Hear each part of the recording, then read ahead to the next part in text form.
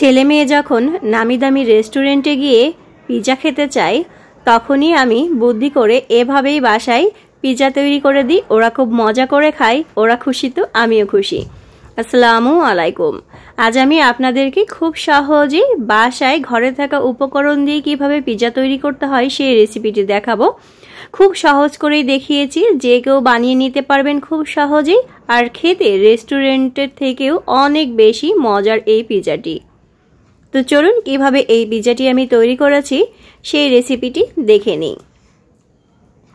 এই পিৎজা তৈরি করার জন্য প্রথমে আমি এখানে 2 কাপ ময়দা নিয়ে নিচ্ছি। চাইলে আপনারা আটা দিয়েও কিন্তু তৈরি করে নিতে পারবেন।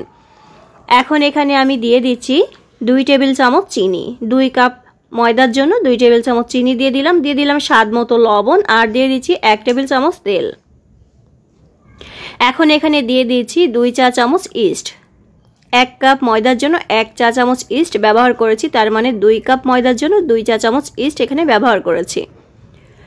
এখন এখানে গরম পানি দিয়ে, গরমটা বলতে কুসুম গরম পানি দিয়ে একটা ডো তৈরি করে নিতে হবে। তো আমি এখানে চাইলে আপনারা দুধ দিয়েও কিন্তু এই ডোটা তৈরি করে নিতে পারবেন। তো আমি পানিটা অল্প অল্প দিয়ে এই ডোটা তৈরি করে নিচ্ছি। এই ডোটা কিন্তু একেবারে বেশি স্টিকি করা যাবে না, একটু একটু পানি দিয়ে আমি ডোটা খুব ভালো করে রেডি করে নিচ্ছি। অল্প অল্প পানি দিয়ে খুব ভালো করে এটাকে মথে নিতে হবে। সবসময় কিন্তু বাচ্চাদেরকে রেস্টুরেন্টে গিয়ে খাওয়ানোর মতো অবস্থা থাকে না, তো আপনারা খুব সহজে এভাবেই কিন্তু ঘরে খুব সহজেই পিৎজা তৈরি করে দিতে পারবেন, আর খেতে অসম্ভব মজার হয়। এখন আবার একটু পানি দিয়ে এটাকে খুব ভালো করে মথে নিচ্ছি। এখন এখানে আমি আবারও 1 টেবিল চামচের মতো তেল দিলাম, দিয়ে খুব ভালো করে মথে নিচ্ছি। আর ডোটা ঠিক এমন হবে, এর বেশি আর স্টিকি করার দরকার নেই, এটাই একদম পারফেক্ট। খুব ভালো করে একটু মথে নিচ্ছি। ডোটা যদি পারফেক্টভাবেই তৈরি হয় তাহলে আপনার পিৎজাটা কিন্তু একদম পারফেক্ট হবে। তো এই যে এটা একদম মথে নেওয়া হয়ে গিয়েছে। এখন হাতের সাহায্যে একটু এইভাবে গোল করে নিয়ে তারপরে এটাকে আমি রেস্টে রেখে দেবো 1 ঘন্টার জন্য। এখন ঢাকনা দিয়ে ঢেকে রেখে দিচ্ছি। এখন আমি চিকেনটা রেডি করে নেব। তার জন্য চুলার পরে একটি কড়াই দিয়ে সামান্য একটু তেল দিয়ে দিলাম, আর ঘরে এতটুকুই চিকেন ছিল তো সেটাই দিয়ে দিলাম। ছোট ছোট পিস করে কেটে নিয়েছি বুকের মাংস। এখন এখানে দিয়ে দিচ্ছি সামান্য একটু আদা রসুন পেস্ট, তারপরে দিয়ে দিচ্ছি এখানে আমি সামান্য লবণ, তারপরে সামান্য একটু গরম মশলা গুঁড়া, সামান্য একটু জিরা গুঁড়া, আর একটু মরিচের গুঁড়া, আর দিয়ে দিচ্ছি একটু গোলমরিচের গুঁড়া।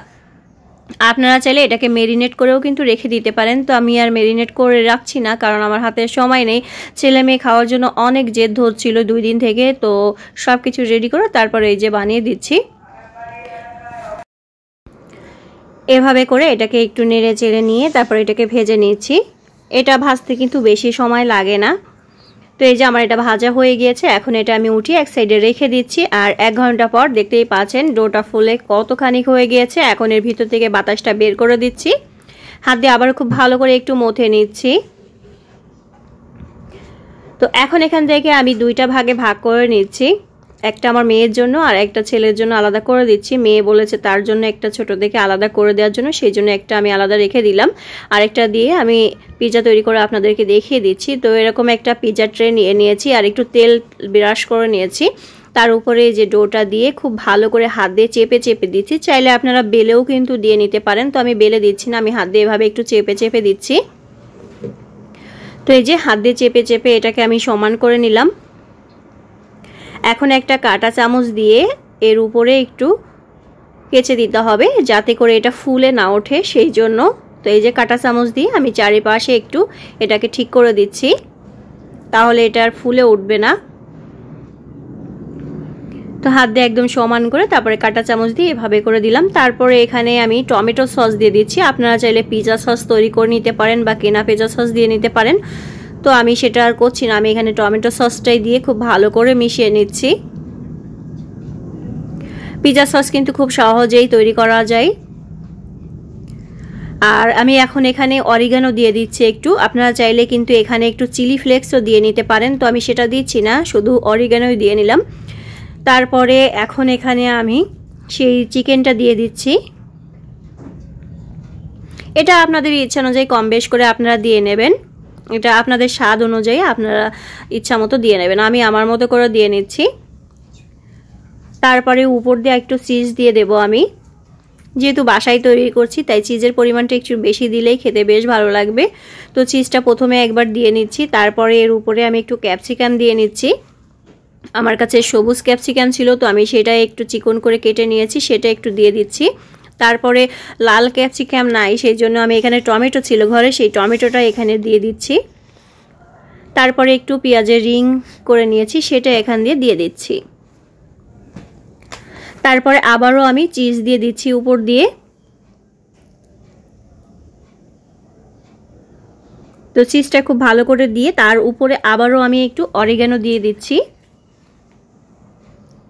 আর আগে থেকে চুলার পরে একটি কড়াই দিয়ে তারপরে আমি 2টা কাগজ দিয়ে একটা স্ট্যান্ড বসিয়ে রেখেছিলাম, তার উপরে এই যে ট্রেটা বসিয়ে দিলাম।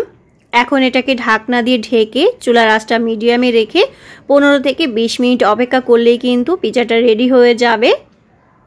তো আমি 15 থেকে 20 মিনিট পরে ফিরে আসছি।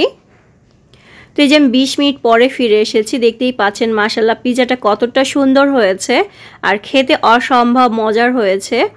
অবশ্যই আপনারা একবার হলেও এভাবে বানিয়ে দেখবেন। তো এখন আমি এই ট্রে থেকে পিজাটাকে আলাদা করে নিচ্ছি। তো এখনও যেহেতু গরম তাই চাকু দিয়ে আমি একটু ছাড়িয়ে নিয়েছি, নিয়ে আলাদা করে নিয়েছি। দেখতেই পাচ্ছেন নিচের পাশটাও কতটা সুন্দর হয়েছে। এখন আমি আপনাদেরকে কেটে দেখিয়ে দিচ্ছি। আমার কাছে পিজা কাটার নেই তাই আমি ছুরি দিয়ে এটাকে কেটে নিচ্ছি। এটা কিন্তু মাত্র নামিয়েছি, এখনো গরম অনেক। তো এই অবস্থায় আমি আপনাদেরকে এটা কেটে দেখিয়ে দিচ্ছি। আশা করি আজকের এই সহজ পিজা রেসিপিটি আপনাদের ভালো লাগবে। যদি ভালো লেগে থাকে অবশ্যই একটা লাইক দিতে ভুলবেন না, আর ফ্যামিলি অ্যান্ড ফ্রেন্ডের সাথে অবশ্যই শেয়ার করবেন। আর এই পিজা রেসিপিটি কেমন লেগেছে অবশ্যই কমেন্ট করে জানাবেন। তো আমি একটু ভেঙে আপনাদেরকে দেখিয়ে দিচ্ছি, দেখুন কতটা পারফেক্টভাবেই তৈরি হয়েছে। আজকের মতো বিদায় নিচ্ছি, আল্লাহ হাফেজ।